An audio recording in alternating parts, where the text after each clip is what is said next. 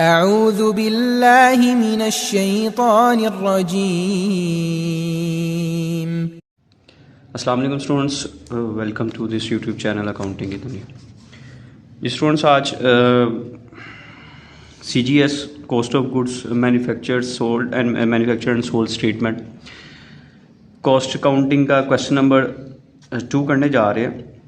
Last time question number 1 किया था हमने, आज क्वेश्चन नंबर 2 देखेंगे। क्वेश्चन को रीड करेंगे। सबसे पहले, during the month of March 2000 Al Agha industries purchase a material of 1,80,000। जी, फैक्ट्री ने मटेरियल परचेज किया 1,80,000 का, आउट ऑफ विच जिसमें से material for 4,000 are return to supplier, जिसमें से 4,000 का मटेरियल रिटर्न कर दिया। Salaries and wages for the month include direct labour. ये आपकी क्वेश्चन में डायरेक्ट लेबर 70,000 है। Factory overhead cost per month is under FOH की टोटल डिटेल बताई हुई है। इन सबको हम ऐड कर लेंगे। Depreciation, fire insurance, indirect labour, power, tool, repairs, maintenance and miscellaneous. उसके बाद उसने अदर एक्सपेंसेस में उसने हमें बताई हुई है सेलिंग एंड एडमिन एक्सपेंसेस। ये हमारे cost of goods sold statement में नहीं आते, लेकिन जब इनकम स्टेटमेंट में बनाएंगे तो वहाँ पर ये एक्सपेंसेस दोनों लिखे जाते हैं। सेल्स बताई हुई हैं, ये भी इनकम स्टेटमेंट में जाएंगी हमारी। कॉस्ट ऑफ इन्वेंटरीज बताई हुई है, मटेरियल, वर्क इन प्रोसेस और फिनिश गुड्स, जिसकी ओपनिंग भी बताई हुई है और एंडिंग भी बताई हुई है। रिक्वायरमेंट है जी हमारे पास के prepare income statement and cost of goods manufactured and sold statement for the month of. हमने CGS बनानी है स्टेटमेंट, और CGS की स्टेटमेंट, और दूसरा हमने इनकम स्टेटमेंट भी बनानी है। तो क्वेश्चन की तरफ से चलते हैं। क्वेश्चन में देखें, सबसे पहले हमारे पास हम लिखेंगे ओपनिंग मटेरियल, जो कि क्वेश्चन में बताया हुआ है 23,000 का। स्टेटमेंट मैंने इसलिए बना लेता हूँ पहले, ताकि थोड़ा सा टाइम सेव हो जाता है, क्योंकि इनका शुरू वाले जो क्वेश्चन है, इनका जो परफॉर्म है वो ऑलमोस्ट सबका सेम है, तो थोड़ा सा टाइम सेव हो जाता है।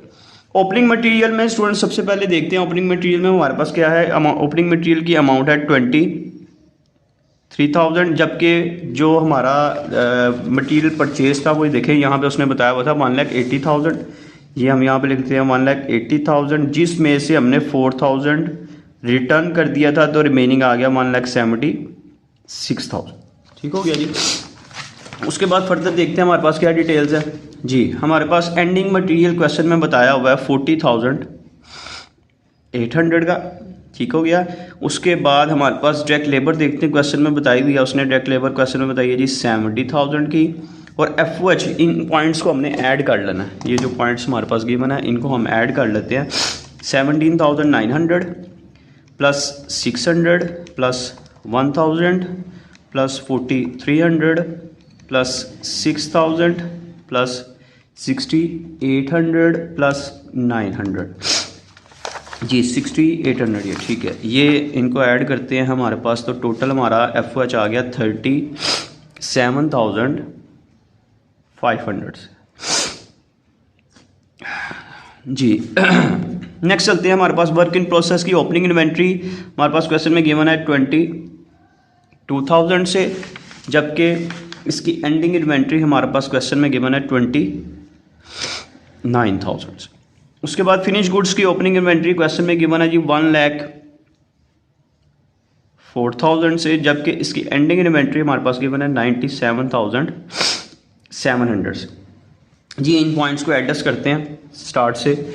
सबसे पहले हमारे पास ओपनिंग इन्वेंट्री है 23,000, ऐड करेंगे इसमें 1,76,000, तो ये हमारे पास मटेरियल टू बी यूज्ड आ गया। Available for use 1,99,000। इसमें से एंडिंग मटेरियल को लेस कर देंगे 40,800 जी, तो ये हमारे पास आता है। यही आपने इधर ट्रांसफ़र कर देना है 1,58,200। ये हमारे पास आ गया।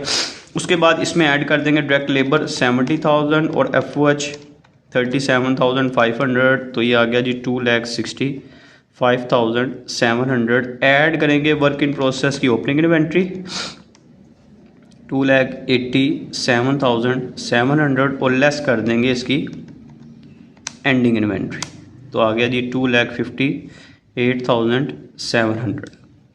इसके बाद ऐड करेंगे फिनिश गुड्स की ओपनिंग इन्वेंट्री 1,04,000, 3,62,700 आ गया, लेस कर देंगे एंडिंग इन्वेंट्री तो आ गया जी 2,65,000 ये आ गया। अच्छा स्टूडेंट्स, असल में प्रॉब्लम ये है कि यहाँ पर जब आप इसको बुक में देखते हैं तो उसमें आंसर चेंज होगा 2,73,000। एक्चुअली ये जो न्यू एडिशन है इस बुक में काफ़ी आंसर जो हैं वो गलत है, लेकिन हमारा क्वेश्चन जो है वो पैटर्न के मुताबिक सारा ठीक है, इसमें किसी किस्म की कोई गलती नहीं है। हम इनकम स्टेटमेंट की तरफ चलते हैं। तो इनकम स्टेटमेंट का परफॉर्मा देख लीजिए, ये वैसे पहले भी हमने बताया हुआ है।